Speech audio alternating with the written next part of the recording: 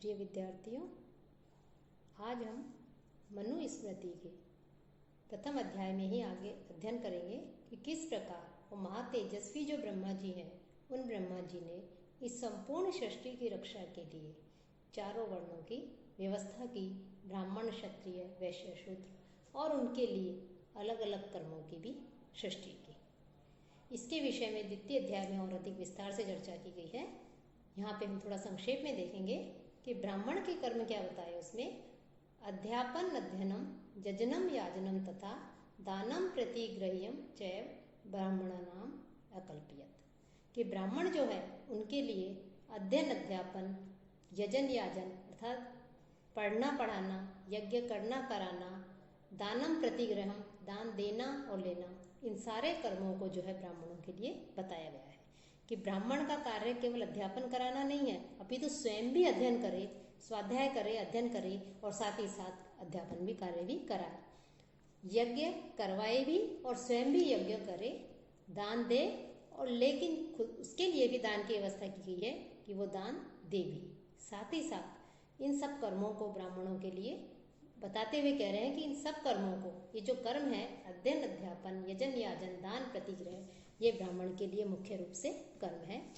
क्षत्रियों के लिए कर्म बताए हैं कि जो है प्रजा की रक्षा करना, दान देना, यज्ञ करना, वेद आदि का अध्ययन करना, विषयों में अत्यधिक आसक्ति नहीं रखना, इन सब कर्मों को क्षत्रियों के लिए बताया गया है। कि और भी कर्म है लेकिन मुख्य रूप से कर्म बताए गए हैं। वैश्यों के लिए कर्म है पशुओं की रक्षा करना, क्रय विक्रय आदि करना, व्यापार करना, दान देना, यज्ञ आदि करना। अध्ययन सभी के लिए आवश्यक है, साथ साथ व्यापार आदि करना, ब्याज देना, इन सब कर्मों को वैश्य के लिए बनाया गया है।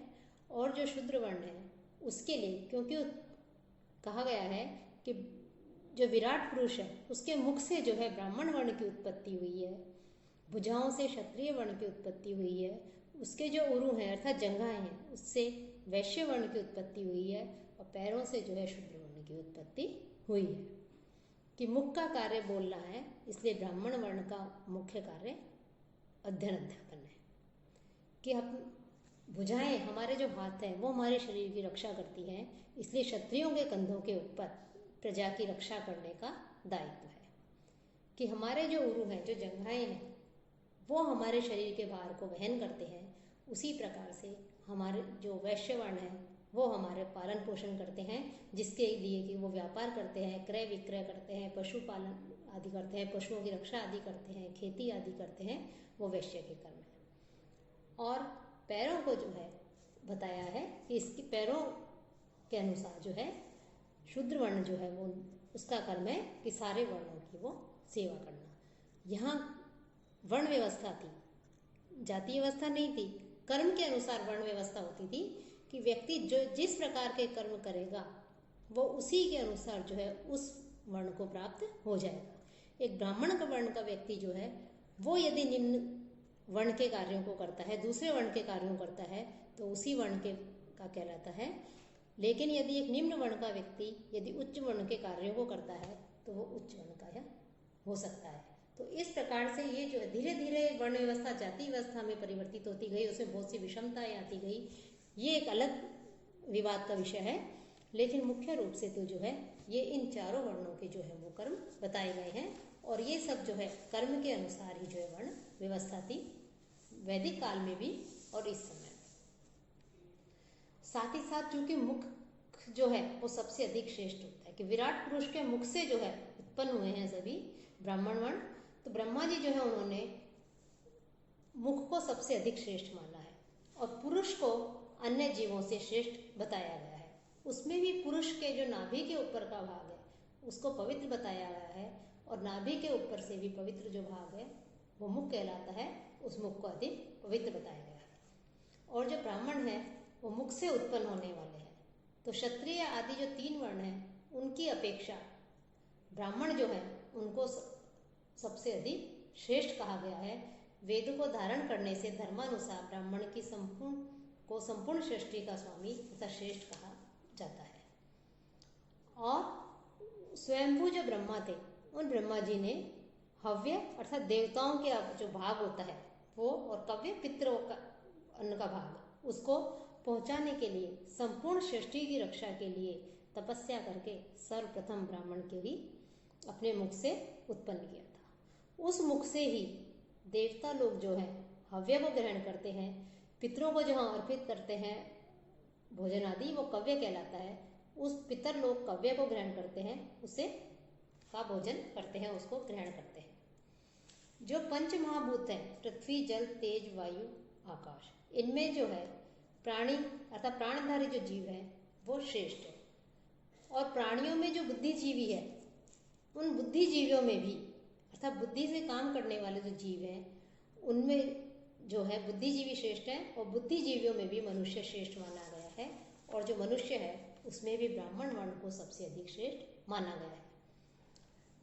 प्रत्येक ब्राह्मण को श्रेष्ठ नहीं माना गया है, ब्राह्मणों में भी उस ब्राह्मण को श्रेष्ठ माना गया है कि जो विद्वान है, और विद्वानों में भी कृत बुद्धि अर्थात शास्त्रों के अनुसार चलने वाला, शास्त्रों में जो उचित अनुचित बताया है उसका पालन करने वाला, शास्त्रोक्त कर्तव्यों में के प्रति अपनी श्रद्धा रखने वाला, बुद्धि रखने वाला ही ब्राह्मण विद्वान जो है वो श्रेष्ठ है।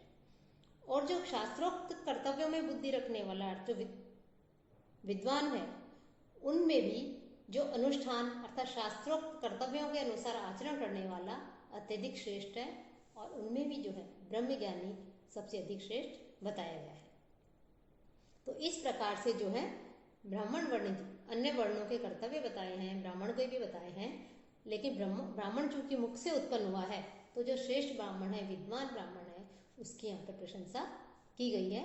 इसकी आगे भी जो है उसकी प्रशंसा की गई है, उसके कर्तव्य बताए गए हैं, वो आगे के अंकों में बताए गए हैं, दूसरे अध्यायों में बताए गए हैं कि और ब्राह्मण जो है उसकी प्रशंसा के साथ ही ये जो शास्त्र है मनुस्मृति है, इसकी रचना का उद्देश्य क्या है, इसकी रचना का उद्देश्य और इसकी प्रशंसा भी जो है प्रथम अध्याय में की गई है कि सर्वशास्त्र ज्ञाता जो स्वयंभू पुत्र जो मनु थे उन्होंने उस ब्राह्मण को तथा शेष क्षत्रिय, वैश्य और शूद्र इन तीनों वर्णों के जो कर्म हैं उनके कर्म ज्ञान के लिए ही इस शास्त्र की रचना की, इस शास्त्र को बनाया।